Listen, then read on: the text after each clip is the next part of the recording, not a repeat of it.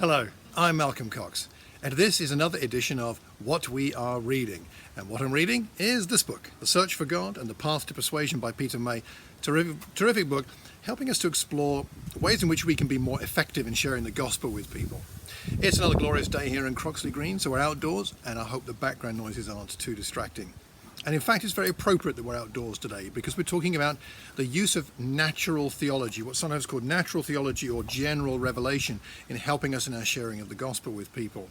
It's sometimes said there are two books that God gave us: His Word, the written word, if you like, that we now have, but also the word that is the world around us, nature, the glories of what we see that God has made that tells us so much about who He is, about His nature, and about His desire to connect with humankind. So, what does Peter talk about in this book? Well, in particular, he refers us to the psalmists, Psalm 8, Psalm 19, as well as Isaiah chapter 1, where, as Peter says, the writers of these psalms draw theological conclusions about the majesty of God and the dominion of humanity over God's abundant provision in nature. I think it's helpful for us to do the same today. The Apostle Paul did it in Lystra. Let's have a look in Acts chapter 14. Here he's talking to a pagan group of farmers, people without a Jewish background, understanding, certainly in any depth of the Old Covenant, the Old Testament. And so what happens here is Paul says to them, "We are bringing you good news." This is Acts 14 verse 15. "We're bringing you good news, telling you to turn from these worthless things, these idols, to the living God who made the heavens and the earth and the sea and everything in them. In the past, He let all nations go their own way, yet He has not left Himself without testimony. He has shown kindness by giving you rain from heaven and crops in their seasons. He provides you with plenty of food and fills your hearts with joy." And so, talking to farmers, he talks about crops and rain and sunshine, very appropriate for them, and draws them into the idea that this is evidence of God and His nature. And so I think the point here for us is to think about what images that we might use. Peter summarizes it in this way. So, natural theology can take us a very long way.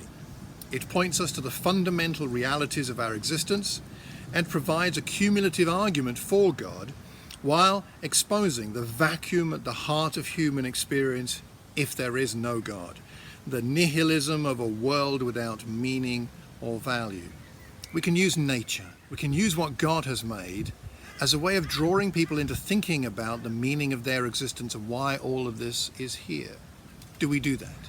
Do we use what God has already given us? Not just His Word. Yes, the power is here to change and be transformed. We all know that, that's true.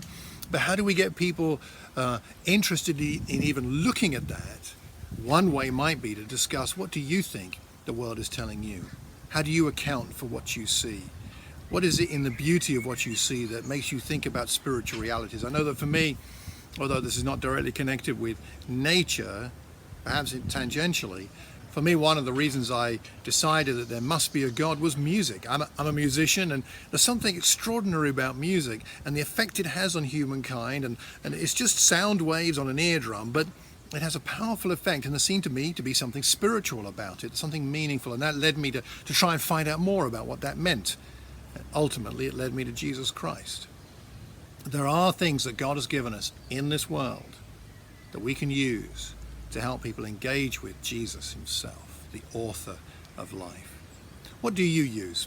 What do you find helps other people to start to talk about spiritual things with you so that you can then explain more about Jesus Christ? Let me know. I'd really love to hear what works for you. You can email me, mccx@mac.com, or you can leave a message anywhere you hear or see this recording. Until the next time, I hope you have a wonderful day, and God bless.